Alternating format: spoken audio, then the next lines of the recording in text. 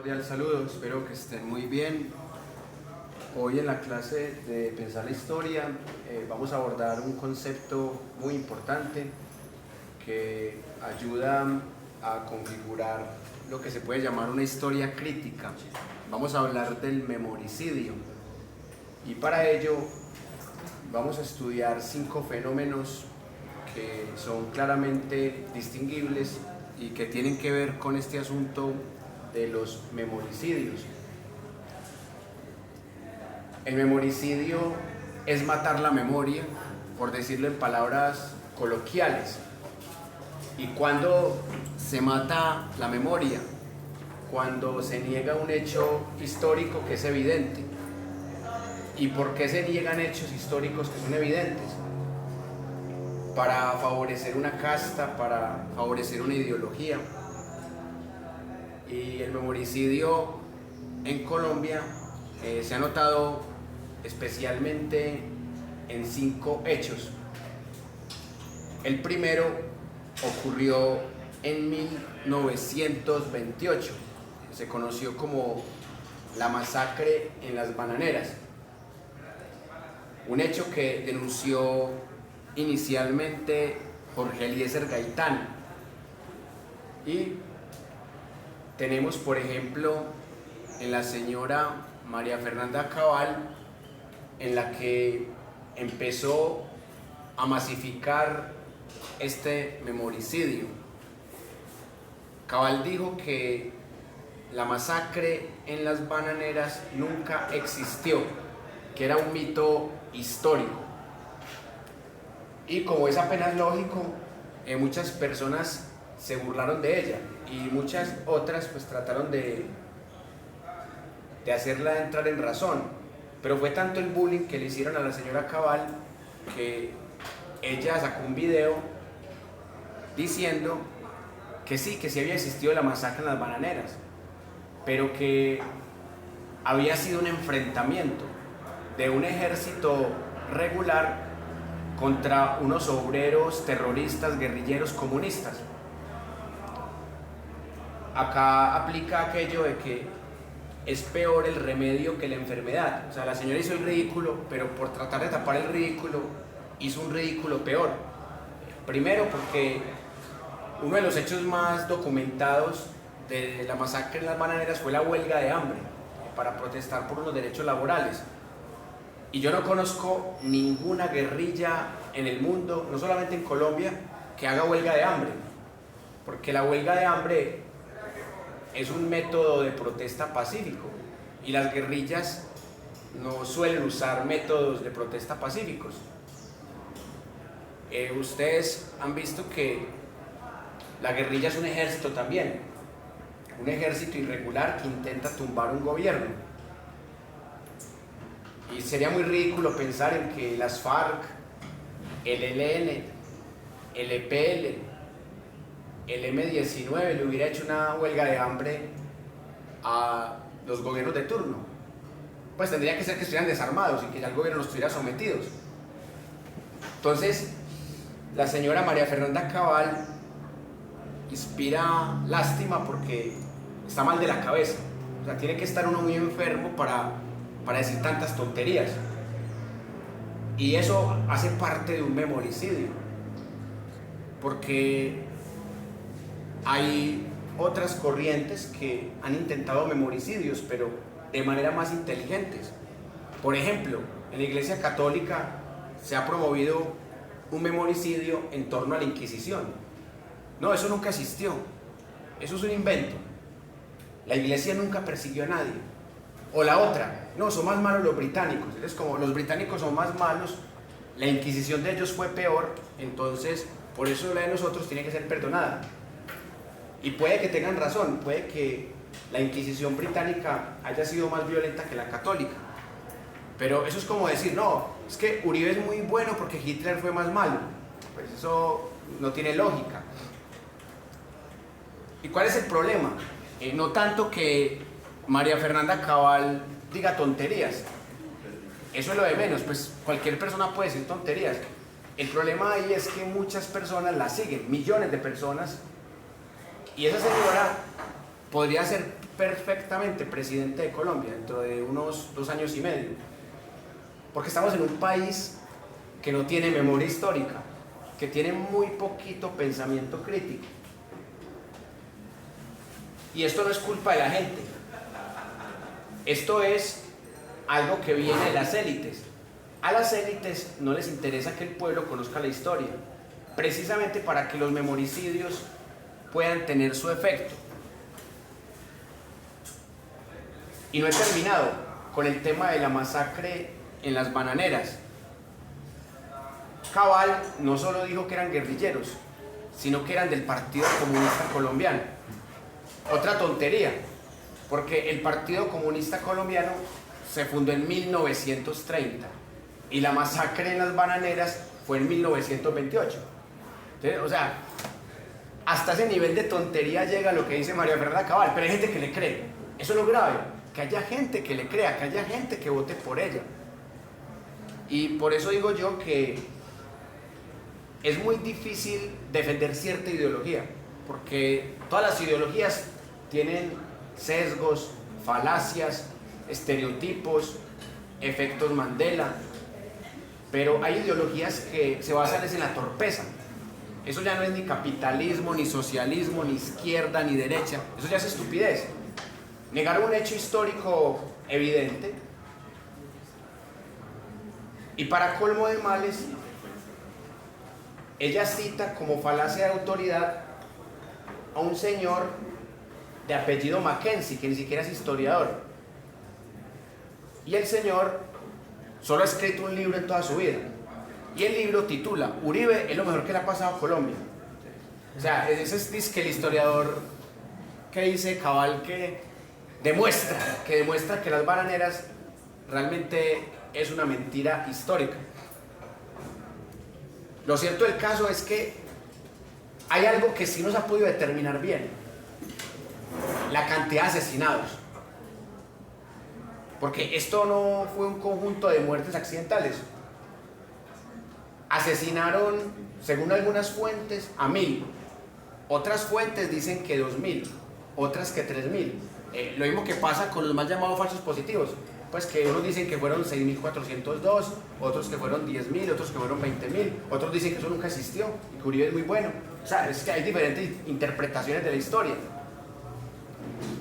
Pero si nos remitimos a 1928, el mismo gobierno del conservador Miguel Abadía Méndez, que era en ese momento el presidente de Colombia, de 1926 a 1930, ya él empezó el memoricidio que continuó Cabal. O sea, él de tajo negó que hayan matado tal cantidad de obreros. Y ya luego, cuando se vio acorralado, dijo, sí, fueron por ahí unos 13 muertos, pero fue porque se rebelaron, pero eso no es mucho, 13 muertos. Pero luego, después de la denuncia en el Congreso de Jorge Eliezer Gaitán, que en esa época era bastante joven, investigaron. Y ustedes saben que investigar una masacre que en el fondo fue un genocidio. Porque es que la masacre es cuando matan a 3. Ya cuando matan a 3 o a 4 ya es una masacre. En Antioquia, en Colombia, hemos tenido masacres consideradas así técnicamente porque mataron a 3, 4 o 5 personas. Pero cuando matan 1000 o 2000, eso ya no es una masacre, eso es un genocidio, técnicamente hablando.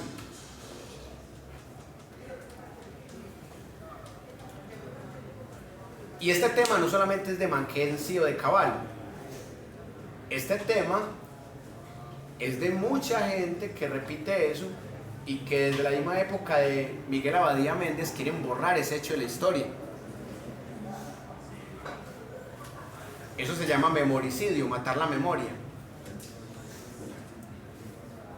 Por eso, hace más de 40 años que la materia de historia no se enseña de manera autónoma. No faltará el colegio que de pronto tiene una cátedra de historia. No lo conozco, pero además que lo hay. O que trabaja la cátedra de la paz de la historia, en la materia de sociales, puede pasar. o que con la cartilla santillana adoctrinan la niñez, porque es muy diferente mostrarle a la gente las fuentes y algo cercano a la verdad, porque tampoco se puede decir que tenemos la verdad, y tratar de fomentar algo de pensamiento crítico. Y otra cosa muy diferente es empezar a falsificar la historia de esta manera, con fines totalmente ideológicos.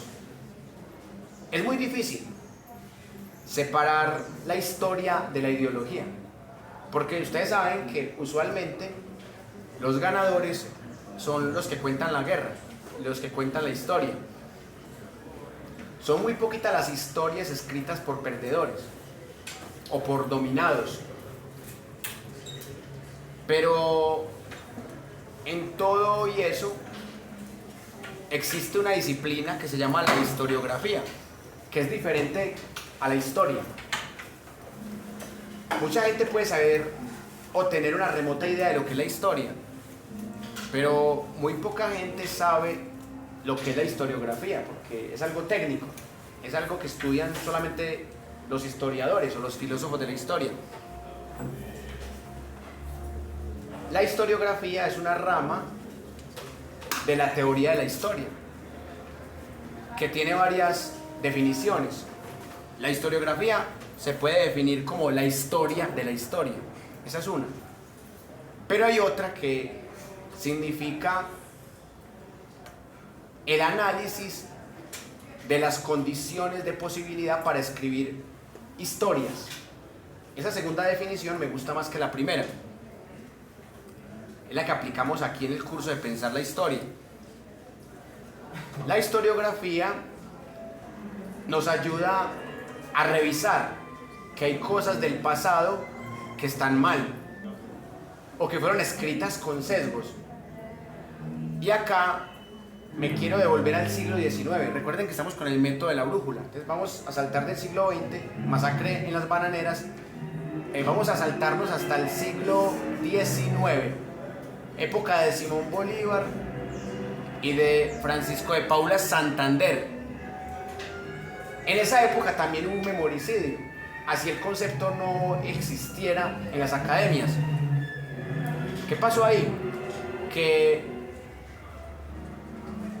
hubo una masacre que realmente fue también un genocidio contra el pueblo pastuso en diciembre de 1822, que se conoció como la Navidad Negra. Se creó una admiración desmedida por Simón Bolívar y en menor medida por Francisco de Paula Santander y por Sucre y por Córdoba, por Antonio Nariño. Pero el fanatismo por Simón Bolívar es muy difícil de igualar. De pronto en esta época se puede igualar con algunos personajes, pero el fanatismo por Simón Bolívar es tan fuerte que todavía hay fanáticos de Simón Bolívar, hay universidades que se llaman bolivariana, pero parte de ese fanatismo tiene que ver con un memoricidio contra el pueblo pastuso. Pasto es la única ciudad de Colombia que no tiene estatuas de Simón Bolívar. ¿Por qué? Por eso. Porque Simón Bolívar dio la orden de asesinar más de 500 pastusos en 1822. ¿Por qué le llaman libertador? Porque es un título que le da a la historia dominante, la historia patria. Pero si lo miramos con un poco de moral, más que de historia, ¿se le puede llamar libertador a alguien que ordena matar 500 personas? Que fue guerrillero, listo, fue guerrillero. Porque Petro también fue guerrillero, porque Francisco de Paula Santander fue guerrillero, porque el general Melo, otro que fue presidente, también fue guerrillero. Tomás Cipriano de Mosquera fue guerrillero después de haber sido presidente.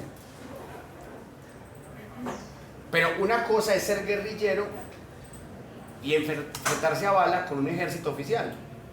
Y otra cosa ya es masacrar a un pueblo, siendo ya gobierno de turno. Son dos cosas muy diferentes. Solo basta con estudiar un poquitico de derecho internacional humanitario para notar la diferencia.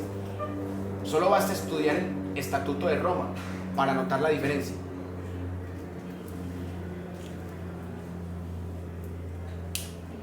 Porque los crímenes de guerra tienen varias características.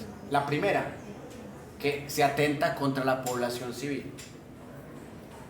Una población civil desarmada. La segunda, que se mata cobardemente a la otra persona. Por eso, si un policía mata a un ladrón en un enfrentamiento y ambos están armados, eso es un enfrentamiento casi que en igualdad de condiciones. La única diferencia es que el policía es legal y que el delincuente es ilegal. Es la única diferencia. Se enfrentaron a una bala y ganó el policía o ganó el ladrón.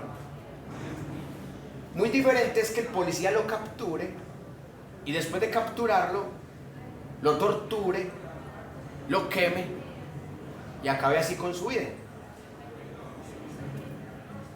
Si el policía lo mata en un enfrentamiento, esa muerte queda legalizada.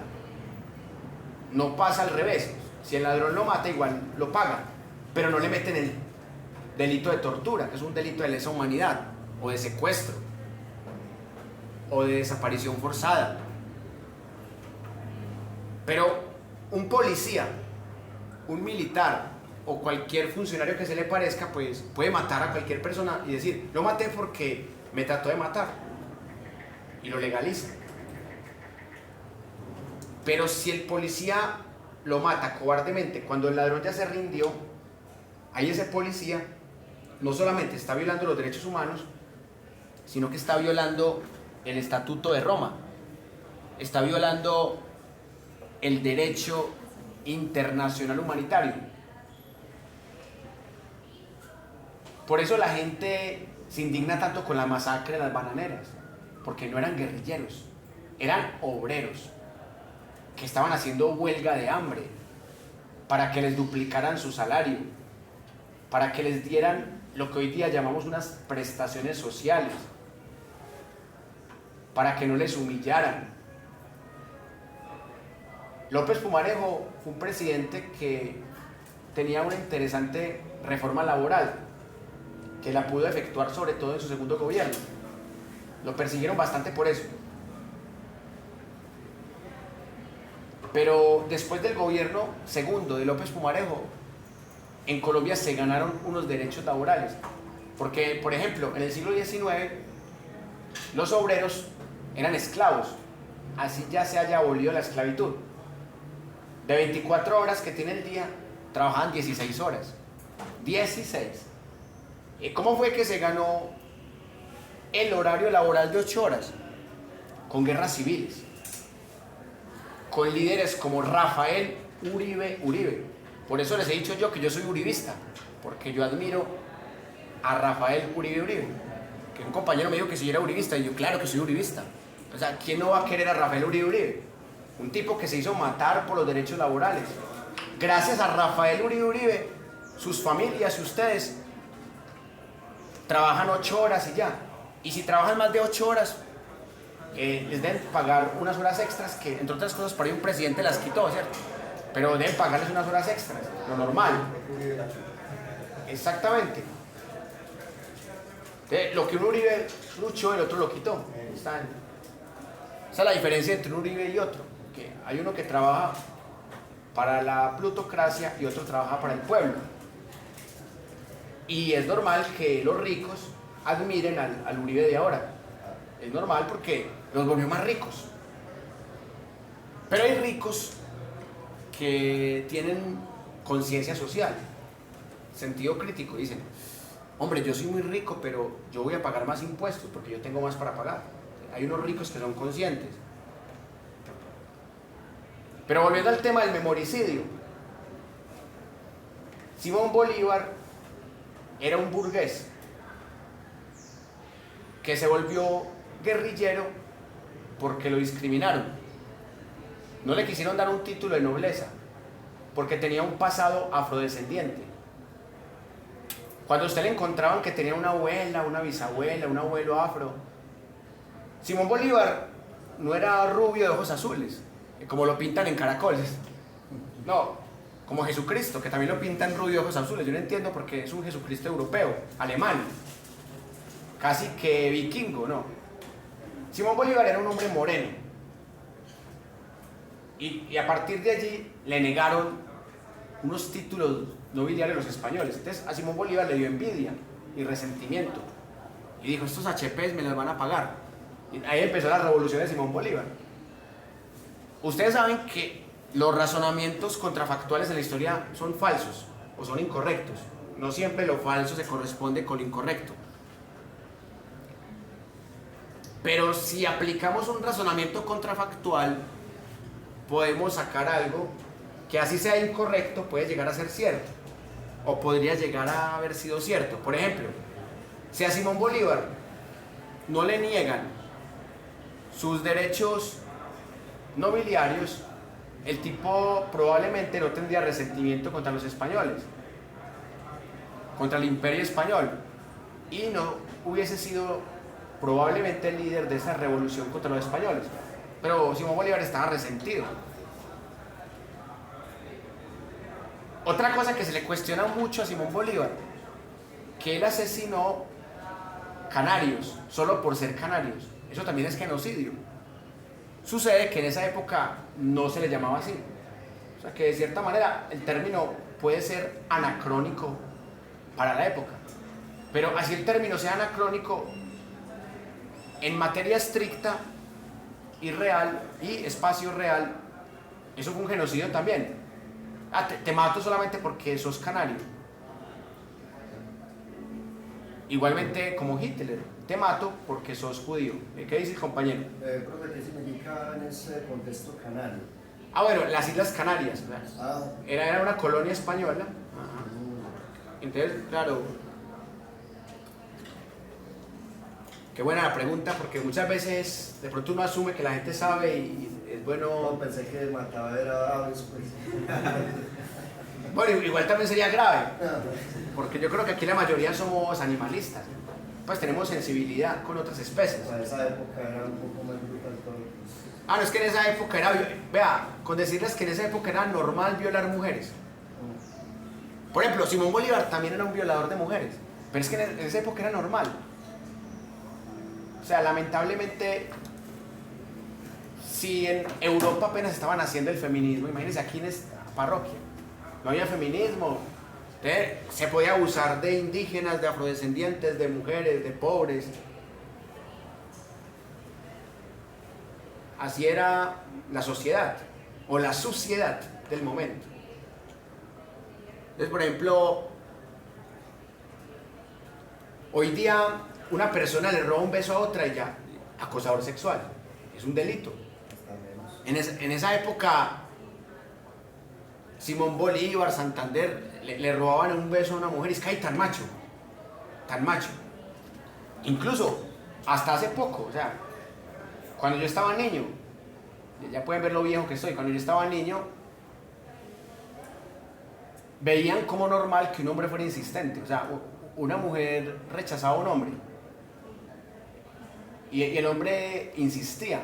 Eso ya hoy día es acoso sexual. En esa época, uy, qué hombre tan persistente, ve, lo han rechazado 10 veces y sigue insistiendo, es que sígale rogando a ver si algún día le hace caso.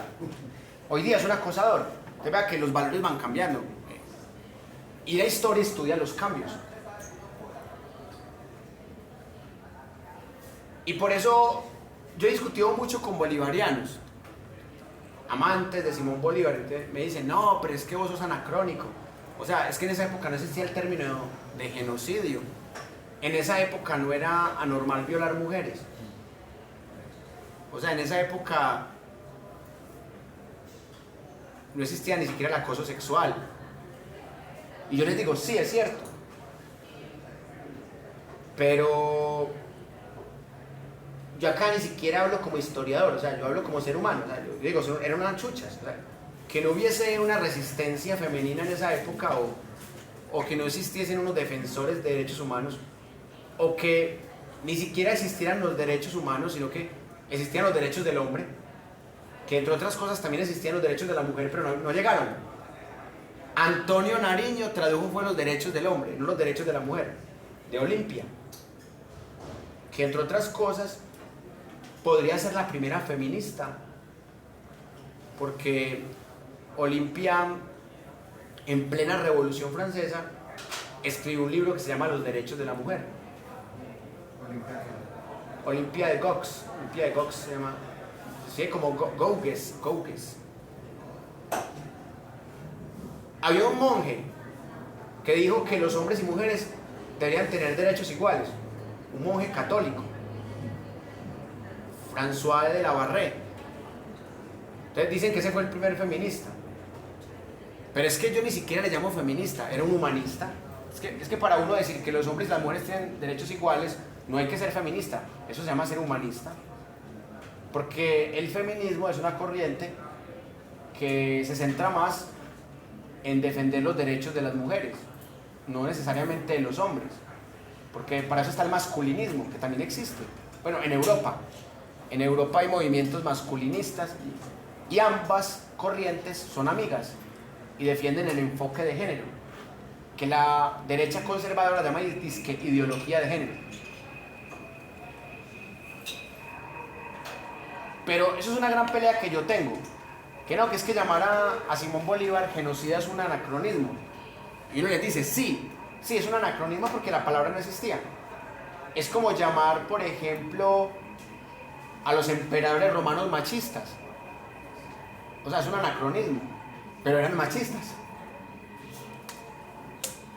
Es que la realidad formal no siempre coincide con la realidad factual. O sea, hay cosas que existen antes de que exista el concepto que las nombra. Eso hace parte de la historia de la cultura. Hay cosas que existen hace mucho tiempo, pero el concepto que las define empezó hace menos tiempo. Y lamentablemente nos metieron un golazo. Nos hicieron creer que esto era una república, pero una república con muchos defectos. No había voto para las mujeres todavía. No había derechos para pueblos ancestrales, indígenas, afrodescendientes. Los pobres no tenían derecho a votar. Los iletrados tampoco tenían derecho a votar. Había que tener una renta y un color de piel y un sexo, porque en esa época no existía el género, existía el sexo masculino, femenino, que en esa época le decía hombre, el sexo mujer. Casi ni se hablaba de lo masculino y lo femenino, eso es una construcción más del siglo XX. ¿Quién podía votar en Colombia? Hombre blanco, católico, heterosexual y rico. O sea, miren cuánta gente estaban excluyendo. Ya con el solo hecho de excluir las mujeres ya están excluyendo la mitad de la población. Y la mayoría de la gente era pobre y era iletrada. Y no vamos a decir que la mayoría eran blancos, tampoco. Entonces ahí está. Solo podía votar el rico, el blanco, el hombre, el católico. Aunque la mayoría sí eran católicos. El heterosexual, la mayoría eran heterosexuales. O si eran gays tenían que ocultarlo muy bien. Porque eso era un pecado, un delito, que se pagaba con la vida. Y esa era la republiqueta que nos dejaron los padres de la patria. Si les soy sincero, la misma sociedad colonial, pero con otros jefes. La misma sociedad. ¿Qué dice el compañero?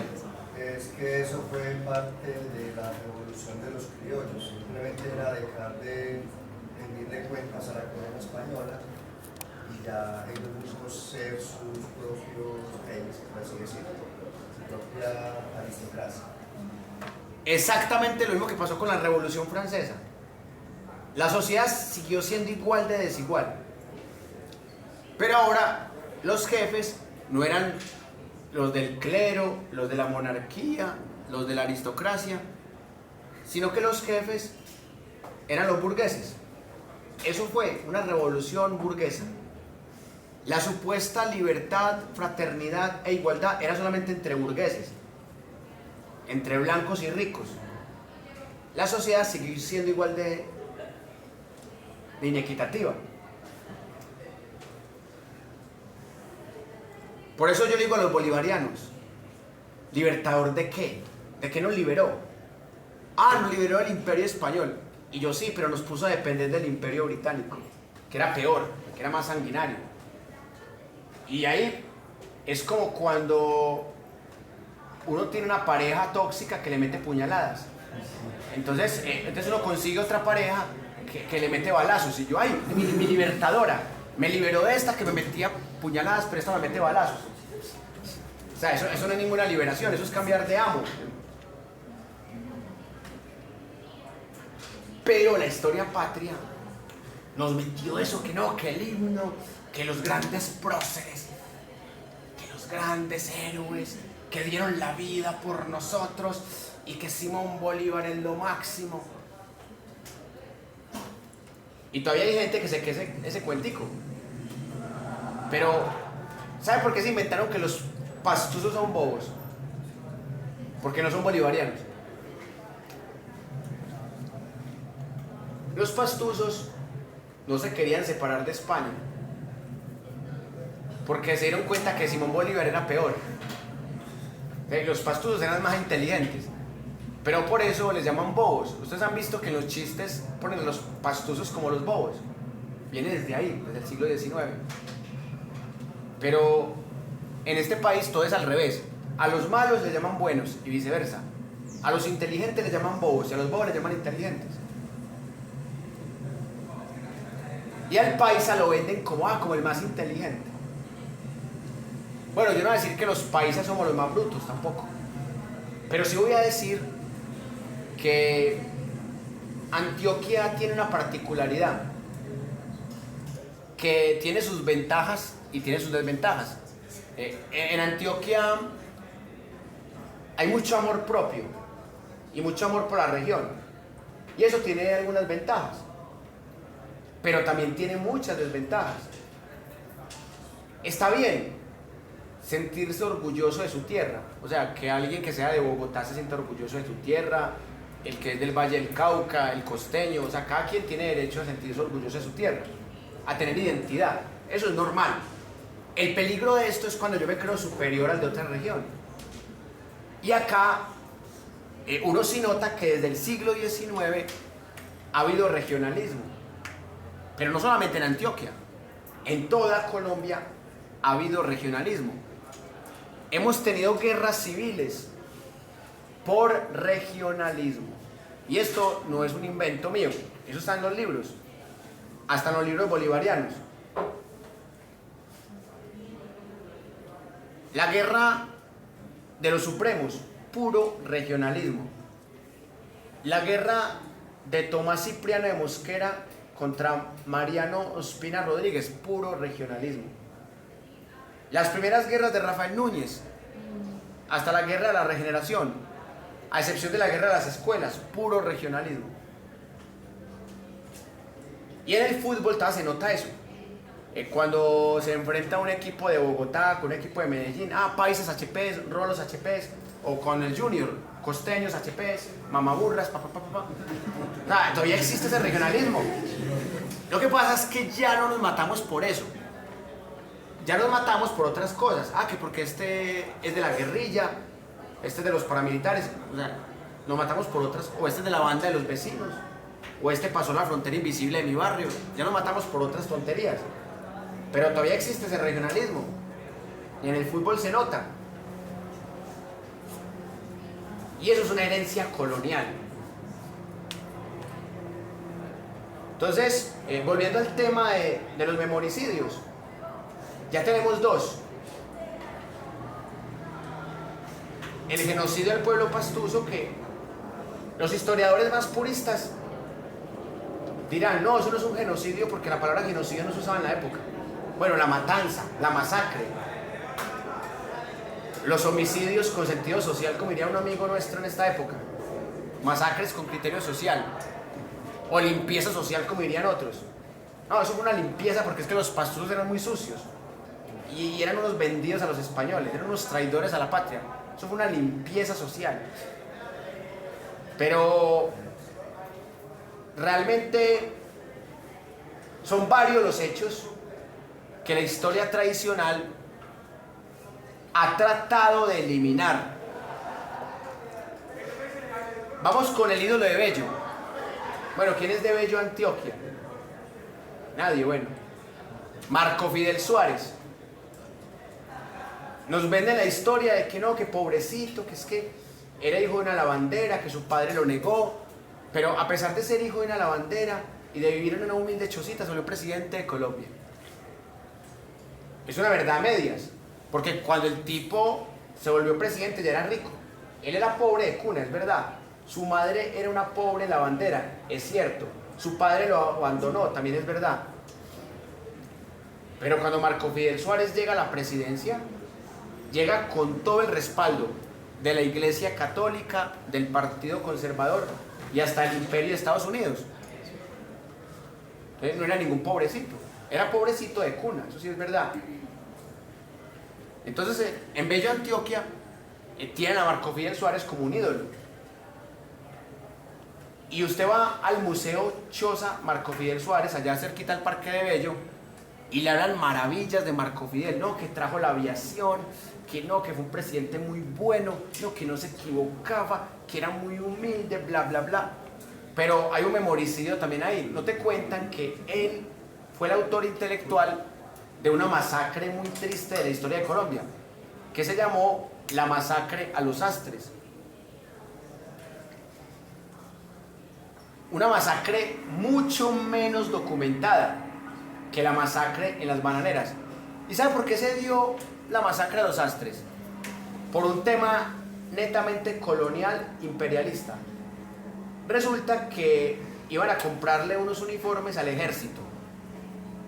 Entonces, Marco Fidel Suárez, como bien arrodillado al imperio, mandó a hacer los uniformes afuera, a otro país, cuando realmente aquí había sastres desempleados. Así que los sastres le hicieron una protesta a Marco Fidel Suárez y el tipo les mandó el ejército. Y en medio de la confrontación, el ejército masacró a varios sastres. Y eso ha tratado de ocultarlo a la historiografía dominante, sobre todo la historiografía bellanita, para que no se les caiga el ídolo. Todo presidente que masacre a su pueblo no tiene perdón. Porque si uno dice que las guerrillas no tienen perdón, o los paramilitares no tienen perdón, o los narcotraficantes no tienen perdón por haber masacrado a su pueblo, con mayor razón, los que hayan sido gobernantes, sobre todo presidentes, supuestamente elegidos con votos y democráticos, aunque ustedes saben que en esa época todavía las mujeres no votaban, por ejemplo, y todavía los analfabetas no podían votar, los pobres. O sea, de todas maneras, un presidente elegido con votos, así sea por votos de una burguesía, que masacre a su pueblo, ese presidente ya pierde cualquier credibilidad. Y son varios.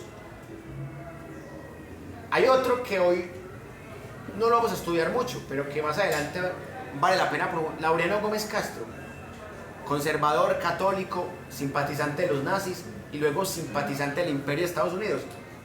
Ese tipo trató de darle un golpe de Estado a Marco Fidel Suárez. Trató de darle un golpe de Estado a Alfonso López Pumarejo en su segundo gobierno.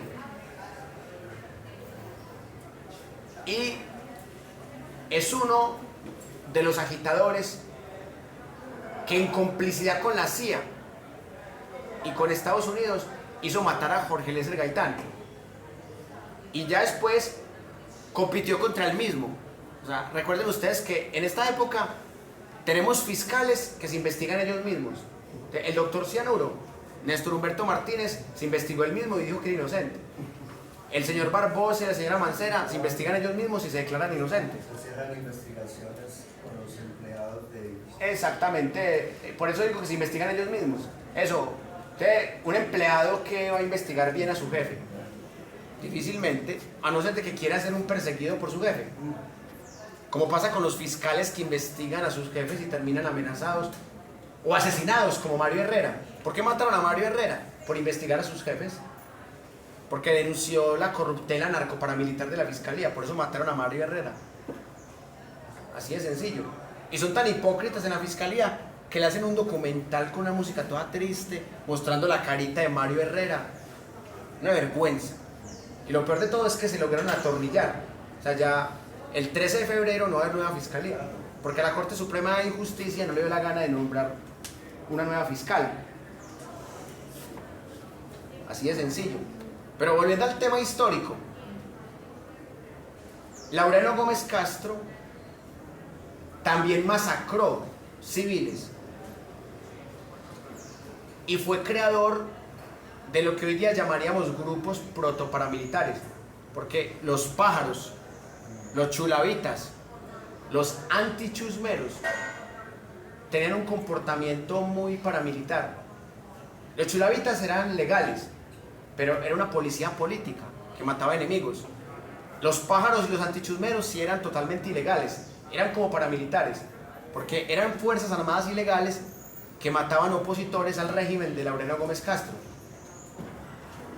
Pero ¿qué se puede esperar de un conservador fanático del catolicismo que había sido simpatizante de los nazis y que apenas los nazis perdieron la Segunda Guerra Mundial se volvió simpatizante del Imperio de Estados Unidos, que también había invadido un montón de países, ha invadido más de 60 países? O sea, ¿qué se podía esperar de Laureano Gómez Castro?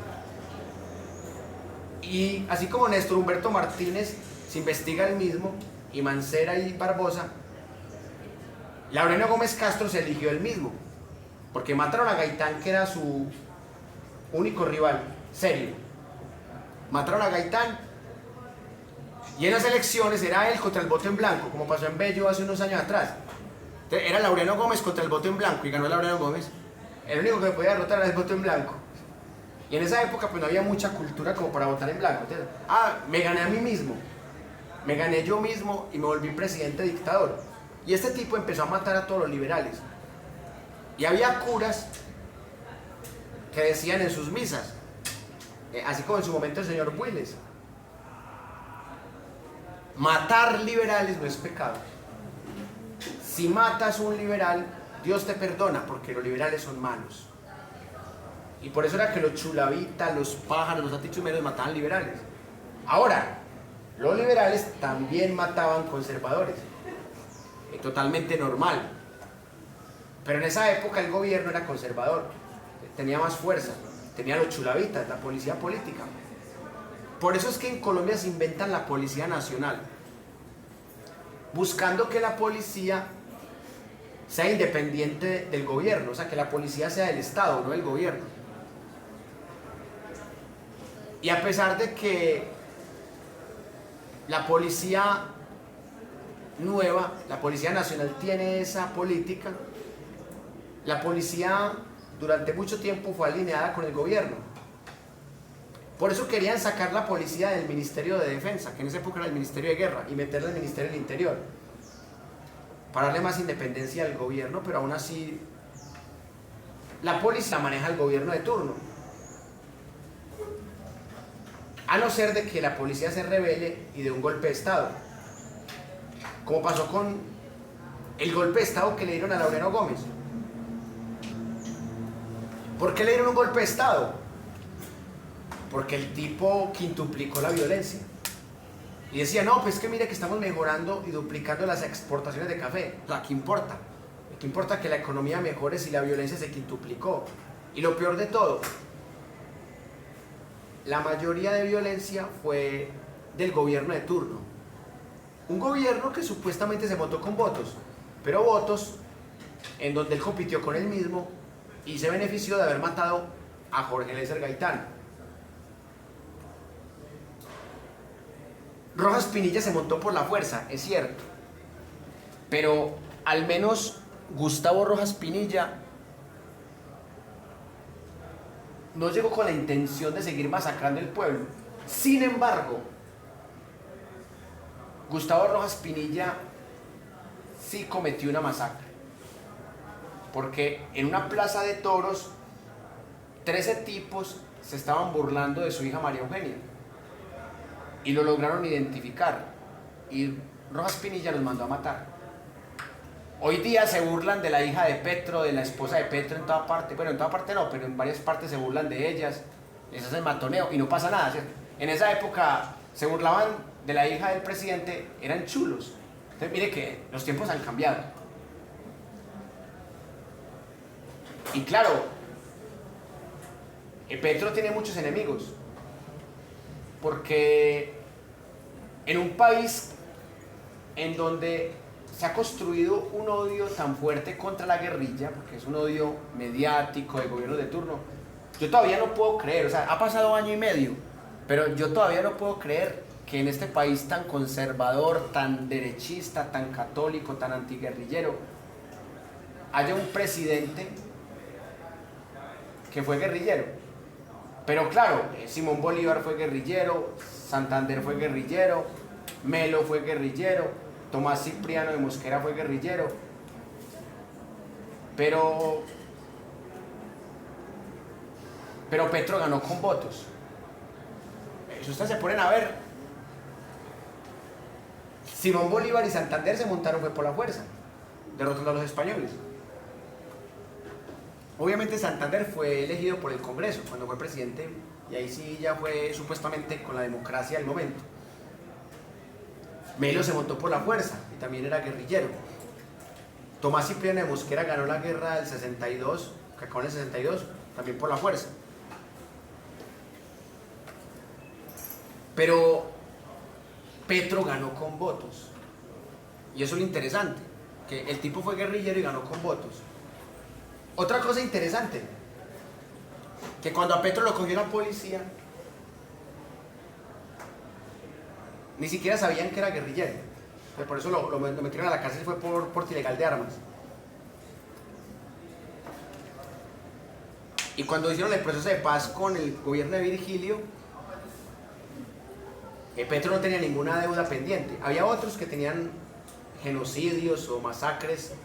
A Petro no le encontraron como, este fue el líder de tal masacre, nada.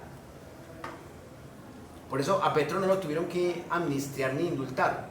Pero hay una mentira histórica que se ha construido en torno a Petro, que Petro fue amnistiado e indultado. No, no es cierto. Petro no tenía deudas con la justicia, aparte pues de ser guerrillero. Y ser guerrillero es un delito que se llama sedición.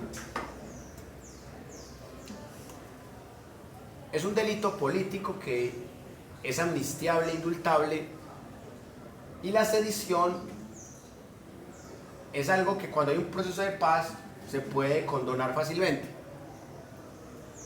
No pasa así con los delitos de lesa humanidad, entiéndase violación, genocidio, tortura, desaparición forzada, según el Estatuto de Roma, que entre otras cosas, en esa época todavía no era el Estatuto de Roma, era el derecho internacional humanitario como tal. Pero miren ustedes, Navidad Negra en Pasto. Se me olvidaba las masacres de Rafael Núñez en la época de la Regeneración. También las tratan de tapar. La masacre de los Astres, la masacre en las Bananeras, las masacres de pájaros, chulavitas, antichusmeros. Y la última masacre conocida contra gaitanistas, la masacre en la Marquetalia, Tolima. Una masacre que también Cabal estaba en estos días tergiversando, siempre Cabal. Cabal decía que la operación Marquetalia era realmente un acto de limpieza social. Es decir, que esos campesinos que mataron allá, que eran buenos muertos, que merecían morir. La historia muestra otra cosa, muestra que la Marquetalia tenía unos líderes gaitanistas perseguidos por el Frente Nacional y que el señor Pedro Antonio Marín, más conocido como Manuel Marulanda Vélez o Tiro Fijo, Pedro Antonio Marín le mandó una carta a Guillermo León Valencia, el abuelo de Paloma Valencia, una carta en donde le solicitaba un proceso de paz con los grupos gaitanistas que habían sido perseguidos desde los 50. ¿Y sabe qué hizo Guillermo León Valencia? Lo dejó en visto. En esa época también lo ignoró. Y le aplicó el Plan Lazo, que era una copia del de John F. Kennedy, de Latin American Security Operation, el Plan Lazo con Z, y mató 58 campesinos allá en la Marquetalia. Otro genocidio más. Y por ese genocidio fue que nació la guerrilla de las FARC.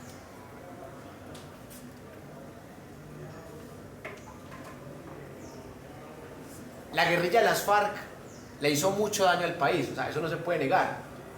Es muy difícil defender esas guerrillas, sobre todo las FARC, una guerrilla muy sanguinaria. Porque más allá de que nació porque le tocó nacer, esa guerrilla se envileció en los 80s, sobre todo cuando se metió en el tema del narcotráfico, aunque igual no le quedaba de otra.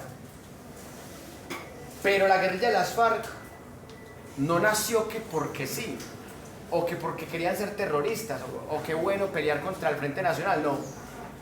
La guerrilla de las FARC nació por un genocidio del abuelo de Paloma Valencia, Guillermo León Valencia, conservador de extrema derecha, un tipo que no quiso negociar. Cuando los gaitanistas le propusieron negociar, le propusieron un proceso de paz, y el tipo entendió otro paz, el paz. Ah, ¿quieren paz? Vamos a darles paz. Paz. Los fumigaron. Entonces ¿qué dijo Tiro Fijo? Ah, listo papá, usted quiere guerra, listo. Le voy a montar una guerrilla de verdad. Y vamos a buscar respaldo de la Unión Soviética. Y así fue.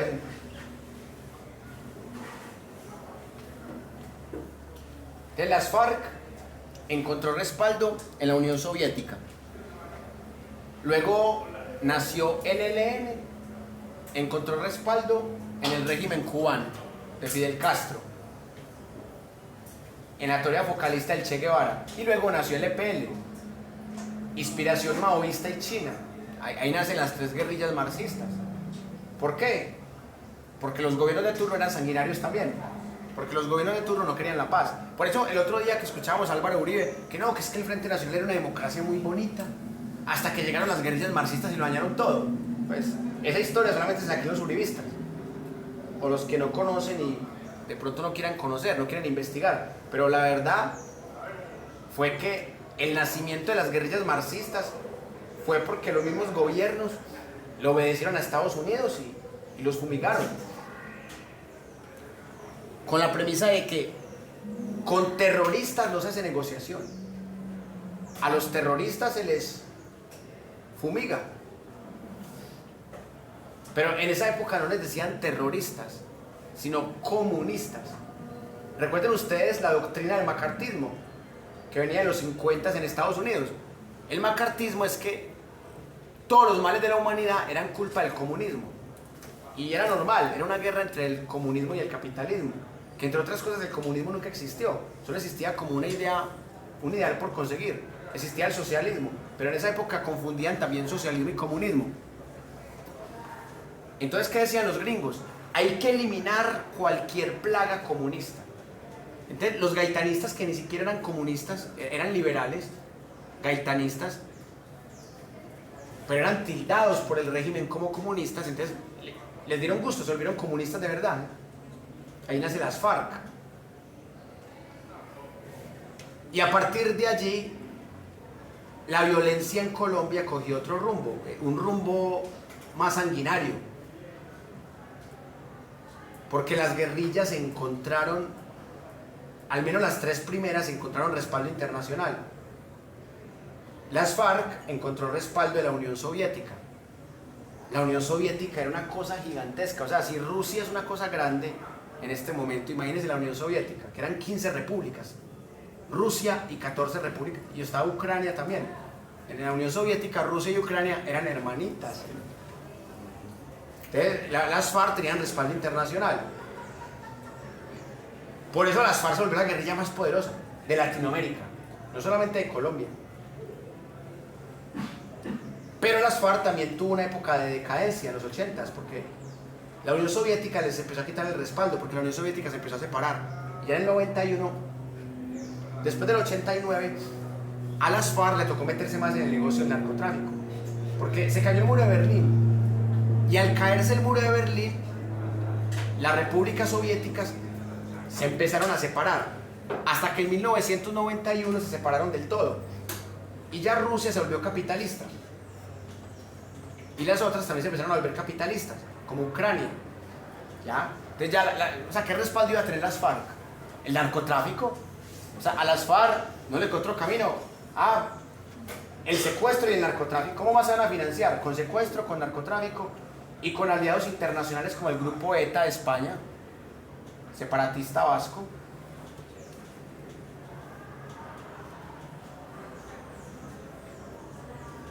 Y había una competencia entre guerrillas, porque miembros de otras guerrillas, yo conocí gente del EPL o gente del ELN que decían, los de las FARC son igual de sanguinarios que los narcotraficantes y que los paramilitares. O sea, ustedes ¿por qué no se la van con las FARC? Si son de extrema izquierda todos dos. No, es que las FARC son muy sanguinarios. Son igual de sanguinarios que los paramilitares. Yo cuando estaba pequeño tuve la oportunidad de conocer militantes del EPL y del ELN que operaban aquí en Antioquia. Porque ustedes saben que había sectores que los mandaba el ejército, otros los mandaba los paramilitares, es decir, el ejército también. Pero había sectores que los mandaban las guerrillas en los 90.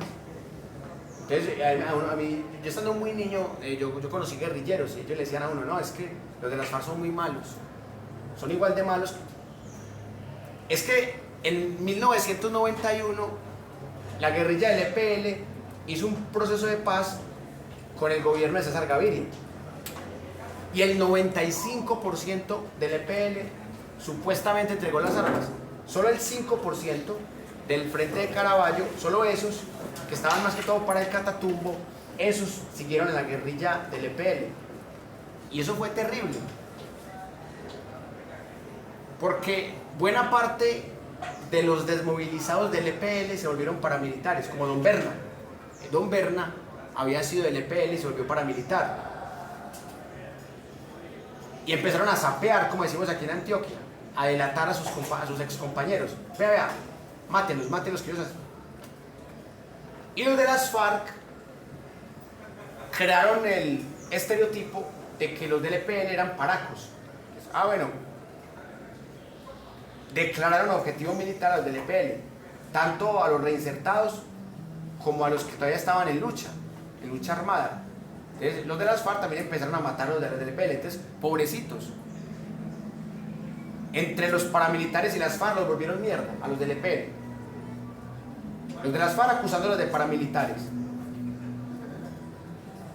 Y los paramilitares diciendo que todavía eran guerrilleros. Esos pobres quedaron... O sea, el peor error del EPL fue entregarle las armas a César Gaviria. Caraballo tenía razón, y por eso Caraballo no entregó las armas. Caraballo sabía que en esa cuestión no había garantías para ellos. Y precisamente por eso es que el M-19 se tomó el Palacio de Justicia. Y con este hecho quiero que vayamos llegando a las conclusiones de esta primera parte.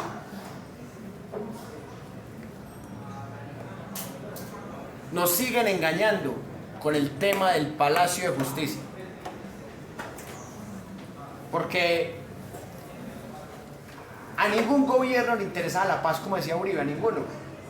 El último presidente al que le interesó la paz fue a Gustavo Rojas Pinilla, y tampoco lo dejaron, que le dañaron el proceso con Guadalupe Salcedo y las guerrillas del Llano. Ni Alberto Lleras, ni mucho menos a Guillermo León Valencia, ni a Carlos Lleras, ni a Misael Pastrana, ni a López Miquelsen, ni a Turbay Ayala. A ninguno de ellos le interesó la paz. Le interesó fue el paz, paz, paz. Pero Belisario fue un presidente muy cuestionado y fue cómplice del genocidio de la Unión Patriótica. Pero Belisario tuvo algo bueno, que al menos intentó la paz. Después de varias décadas, después del primer intento de Rojas Pinilla en los 50, 30 años después del proceso de Rojas Pinilla con las guerrillas del Llano, guerrillas liberales, el primer proceso de paz con guerrillas marxistas fue de Belisario Betancur. Se llamó los Acuerdos de Casa Verde. Y en ese proceso de paz se involucraron varias guerrillas. Las FARC, el M-19, lo que llamaban la Coordinadora Guerrillera Simón Bolívar. Que entre otras cosas, ese nombre no me gustaba mucho, pero bueno. Simón Bolívar era más sanguinario que las mismas guerrillas, entonces no sé, no me cuadraba eso, pero bueno, la Coordinadora Guerrillera Simón Bolívar.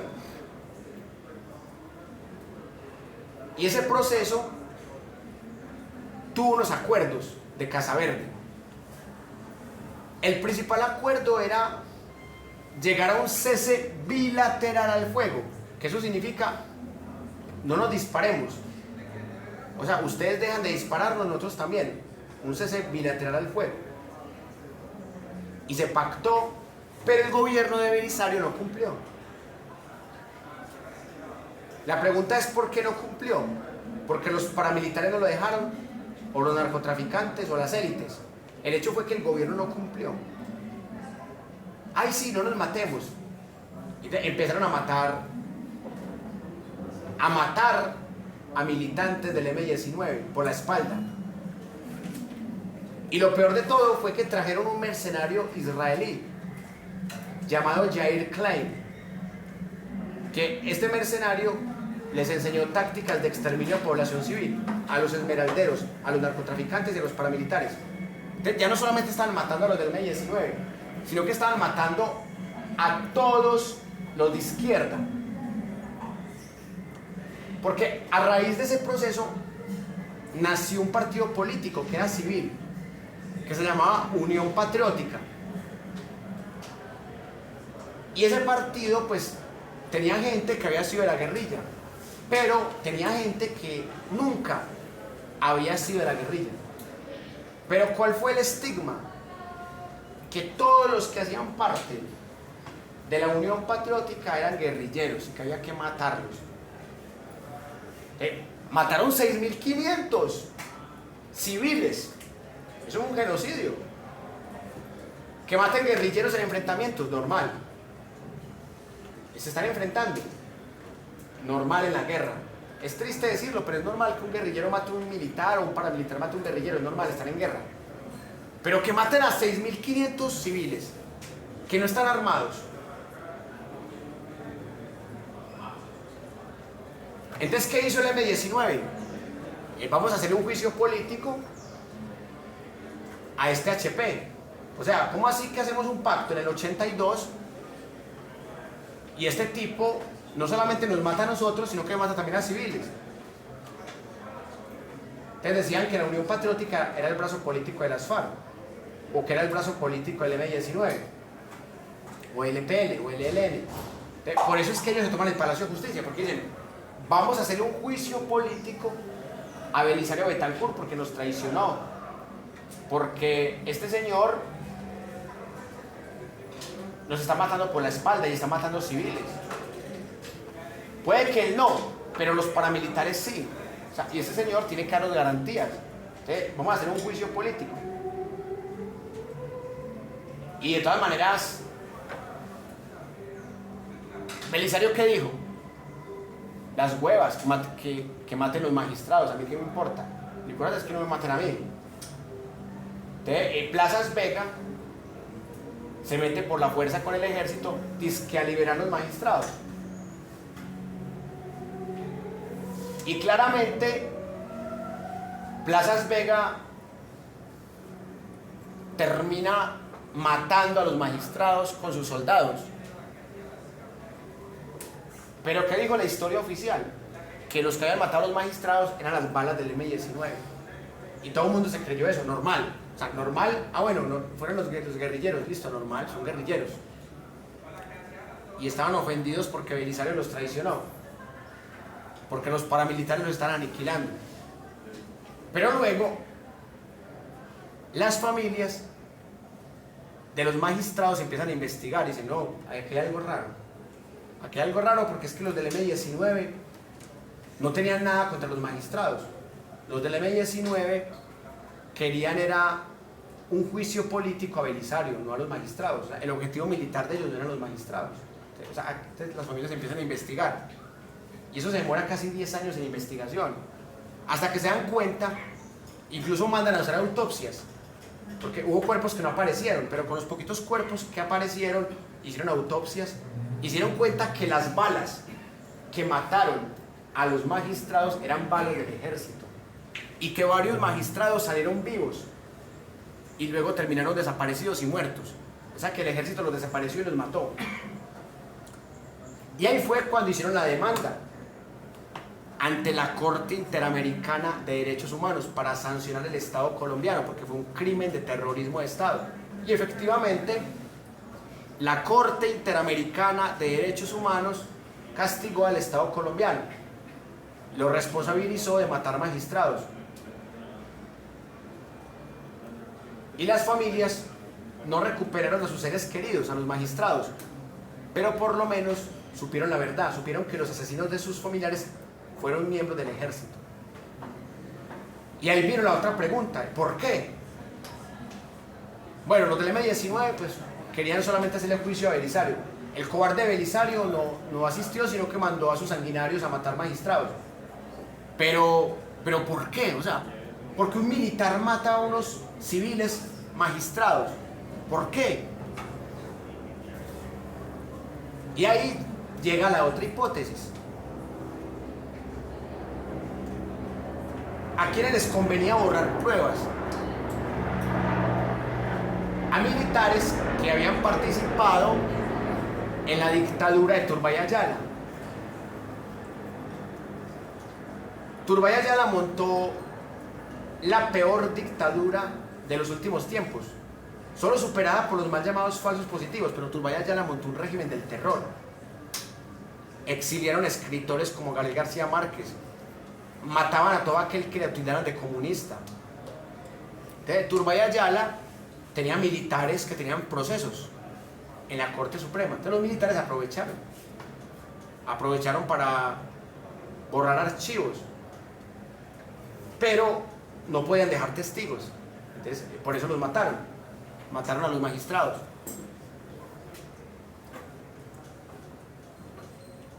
Y esto deja mucho que desear, porque la prensa dominante nos vende a los militares como los buenos, como los hombres de honor, los héroes de la patria. Pero un héroe de la patria no mata cobardemente a un civil magistrado o a cualquier civil. Pero volvamos al tema del memoricidio. ¿Qué dice Miguel Polo Polo? Otro desinformador. ¿Qué dice Miguel Polo Polo? El M-19 se metió al palacio y mató a los magistrados y quemó todo. Y Petro estaba ahí. Y la gente le cree a Miguel Polo Polo. Hombre, Polo Polo, léete una sentencia en tu vida, hombre, estrena el cerebro, Polo Polo. ¿Cómo así que los del M-19 no fueron? Ellos sí se tomaron el Palacio de Justicia, pero el ejército se lo retomó. Y las pruebas y la justicia internacional, no fue la justicia nacional, la justicia internacional encontraron que los asesinos fueron los militares. Pero siempre que quieren atacar a Petro, que está bien que ataquen a Petro, al fin y al cabo, cuando uno se mete de presidente, pues uno tiene que soportar que lo ataquen. Es que uno es el presidente, no es cualquier X. Pero que ataquen al presidente con hechos verdaderos. Pero dicen que Petro participó cuando Petro estaba en la cárcel por porte ilegal de armas. Y dicen que Petro quemó magistrados y que Petro torturó magistrados. Fue el ejército, no fue Petro. Ni siquiera fueron los compañeros de guerrilla de Petro. Que entre otras cosas Así como las FARC era la guerrilla más odiada, el M-19 era la guerrilla menos odiada. Y ustedes lo pueden comprobar con gente que le tocó esa época. Imagínense que Navarro Wolf, que era el candidato del M-19, después del proceso de paz, Navarro Wolf fue candidato presidencial y un año atrás era guerrillero del M-19. Navarro Wolf sacó más de 700.000 votos. Y Timochenko con el Partido de los Comunes no llegó ni a 100.000 votos. ¿Por qué? Porque la gente no quería las FARC. Ni siquiera las otras guerrillas los querían. En cambio, mucha gente quería el M-19. O si no, ¿cómo se explica que un tipo que hacía pocos meses era guerrillero saca casi 800.000 votos en un proceso presidencial, en una época en donde no había tanto votante? Pero ¿por qué la gente quería tanto el M-19? No todos, pues. Porque es que el M-19 era una guerrilla muy particular. Era robinhoodesca. Y eso de entrada ayuda un poco en el imaginario colectivo. El M-19 atracaba grandes supermercados. Y después de atracarlos, se iba para los barrios más pobres de Colombia o para las veredas más marginales, más periféricas, a repartir mercados. Entonces, o sea, el M-19 se echó al bolsillo. Y otra cosa, que el M-19 no atentaba contra la población civil. Claro, el M-19 no eran unas peritas en dulce, eran tipos armados y se enfrentaban a bala con paramilitares, con otras guerrillas, con el ejército normal. O sea, los del M-19 no eran unas peritas en dulce, como hay tan buenos, no. Pero una política del M-19 era no atentar contra la población civil. Además que el M-19 gozaba de cierta autonomía, porque no le pertenecía ni al Partido Comunista Colombiano ni al Partido Comunista Internacional. O sea, el M-19 no tenía que hacerle caso a la Unión Soviética, ni al régimen cubano, ni al régimen chino, ni al Partido Comunista Colombiano. Porque es que el M-19 nació de un robo electoral, de un descontento contra la dictadura del Frente Nacional, que empezó con Alberto Lleras, continuó Guillermo Lón Valencia, luego siguió Carlos Lleras, Michel Pastrana. Y López Miquelsen y Turbay Ayala también fueron dictadores. Entonces, había gente que se identificaba con el M-19, porque los veían menos asesinos y más amigos del pueblo que el mismo ejército. Entonces, de cierta manera, el M-19, para ser una guerrilla, no era odiada. Por eso mucha gente de izquierda le cree a Petro, porque viene el M-19. O sea, si Petro viniera en las FARC, me atrevo a decir que Petro nunca hubiera sido presidente. O sea, es porque todavía... O sea, ustedes han visto que cuando hay marchas a favor de Petro, la gente saca banderas del M-19. No sé si han visto. Incluso hay un grupo clandestino en este momento que se llama Juventudes M-19, algo así. Es porque ellos tienen una visión buena del M-19. Yo diría que heroica. O sea, ellos ven al M-19 como unos libertadores. Yo pienso que tampoco así. Eran una guerrilla.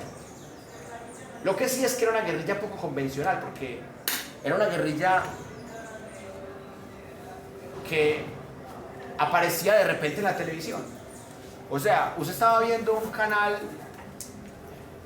tradicional, unas noticias, y de repente aparecía un encapuchado detrás de cámaras, y el encapuchado tenía una bandera del M-19. O sea, de repente se dice, ¿qué hace este man acá? O usted veía gente repartiendo mercados en barrios pobres, y muchos del M-19 andaban de civil. Bueno, por eso fue que a Petro nunca lo condenaron por ser guerrillero, o sea, por sedición. Porque cuando a Petro lo cogieron, Petro estaba de civil. Los del M-19 eran muy diferentes a las demás guerrillas, eran más urbanos. Casi todos andaban de civil, al menos los que eran frentes urbanos andaban de civil.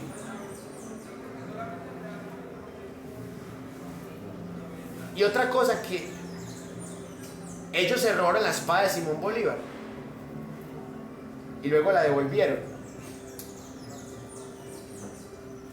Le robaron armas al ejército.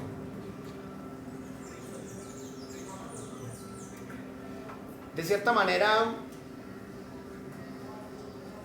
estamos en una guerra muy compleja, porque, o sea, ser neutral en esa época era prácticamente imposible, porque el mundo estaba polarizado entre Estados Unidos y los bloques socialistas, sea bloque soviético, bloque chino, bloque cubano. O sea, el mundo estaba dividido totalmente, era muy difícil ser neutral. En esta época es más fácil ser neutral, porque la Guerra Fría de este momento es muy mediática. En esa época no existía la misma tecnología. Si usted se metía a hacer política, era muy difícil no estar en un bando. Por eso el Partido Liberal termina metido con el cartel de Medellín y luego con el cartel de Cali. Si ustedes se ponen a mirar, Ortega, Santofimio, Álvaro Uribe, casi todos, o sea, todos hicieron parte del cartel de Medellín y luego del cartel de Cali o paramilitares. Era una época muy sanguinaria, muy fanática. Eran muy poquitos los que podían escapar de esas dinámicas. Y claramente pues había muchas injusticias. Pero ¿qué pasó con el M-19? Que fue una guerrilla que defendió las mismas ideas que defiende Petro en este momento. Y por eso a la gente le gustaba. Decía, hey, ¿cómo así que nos roban billones en este contrato? ¿Cómo así que les pagamos impuestos y aún así nos matan? Porque ustedes ven el discurso de las otras guerrillas. El discurso, por ejemplo, de las FARC. Es un discurso más teórico. ¿Cómo era el discurso de las FARC? Era como: vamos a montar una dictadura del proletariado, vamos a acabar con el capitalismo. Era un discurso más así. La clase obrera se alzó en armas. En cambio, el M-19 no habla de dictadura del proletariado, sino que hablaba: vamos a buscar que la oligarquía le responda al pueblo por este robo. Vamos a buscar que las tierras no se concentren en tan pocas manos. Vamos a buscar que no se roben la plata de la salud, que no se roben la plata de la educación. Vamos a buscar que estas empresas gringas no abarquen todo el mercado con la complicidad de los gobiernos de turno. Son ideas diferentes. Porque el marxismo tiende a ser una doctrina más radical. Porque, por ejemplo, el marxismo dice: hay que eliminar las clases sociales y que todos seamos una misma clase social, o sea, el comunismo. El M-19 no era socialista ni comunista. Obviamente no era marxista. Ahí había una gran diferencia también.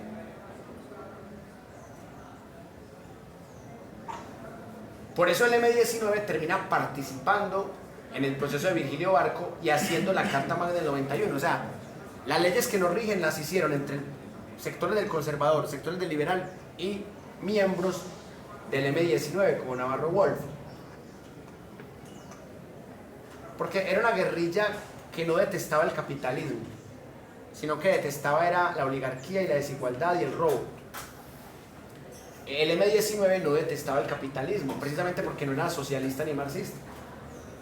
Ustedes ven que a Petro no le choca el capitalismo, a Petro no le choca la Iglesia Católica, a Petro no le chocan las empresas privadas.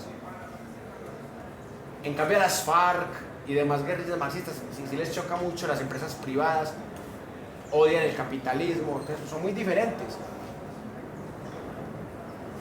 Incluso cuando Petro ganó la presidencia, Petro dijo: llegó el capitalismo a Colombia, porque él decía que lo que nos dejó el uribismo fue feudalismo, o sea que eso no era capitalismo, porque el capitalismo es libre comercio y ni siquiera podíamos comerciar con Venezuela porque había relaciones diplomáticas malas con Venezuela. Y el reto de Petro era normalizar relaciones con Venezuela sin dañar relaciones con Estados Unidos. Y otra cosa, sin ser títeres de Estados Unidos, porque es otra característica que tienen los presidentes, a excepción de algunos, como José Vicente Concha, que hemos tenido presidentes totalmente arrodillados a Estados Unidos, y por eso también han cometido genocidios, como los que hemos mencionado hoy. Pero ¿por qué quieren falsificar la historia del Palacio de Justicia? ¿Por qué quieren hacer un memoricidio de la Unión Patriótica? Porque esa es la historia que les conviene. Hacernos creer que hay unos buenos y hay unos malos, pero esto no se trata de buenos y malos. Son actores armados del conflicto. Hay dos ideas con las que quiero terminar esta primera parte. Miren, cuando llegó Iván Duque Márquez a la presidencia,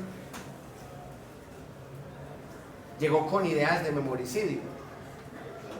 Por eso nombró al doctor Rubén Darío Acevedo Carmona como director del Centro Nacional de Memoria Histórica, porque él niega el conflicto armado. A pesar de que él sabe que existió, pero porque él fue del EPL, él fue simpatizante del EPL, pero ya cuando se volvió la extrema derecha uribista, ya él dijo, no, en Colombia no hubo conflicto armado, sino amenaza terrorista. Como que dice, solamente las FARC y las guerrillas tuvieron la culpa. Contra la Unión Patriótica no hubo ningún genocidio. Los falsos positivos no fueron algo culpa de Uribe. Entonces, o sea, él llegó con unas ideas muy de memoricidio. O hacer un homenaje a la Unión Patriótica es hacerle campaña a la izquierda. Y aquí no podemos hacerle campaña a nadie. Entonces, Iván Duque acertó en poner a Rubén Darío Acevedo Carmona en ese puesto, porque él hizo lo que el uribismo quería: dañar la paz, un memoricidio. Y cuando Petro gana la presidencia, Petro le quita la memoria histórica a Rubén Darío y será a la familia Gaitán. ¿Por qué será a la familia Gaitán? Porque pues, él considera que la familia Gaitán es víctima del conflicto. Entonces, la nieta de Jorge Eliezer Gaitán es la que maneja el Centro Nacional de Memoria Histórica. Entonces vuelven los homenajes a la Unión Patriótica, vuelven los homenajes a las víctimas de las bananeras, vuelven los homenajes a las víctimas del pueblo pastuso. Bueno, eso no ha llegado todavía. Porque acá está el error. Lo que yo siempre le criticaba a Petro, que Petro cree que Simón Bolívar era muy bueno y que era un libertador, pero es porque Petro no ha leído a Sañudo, el historiador pastuso que nos cuenta la otra historia.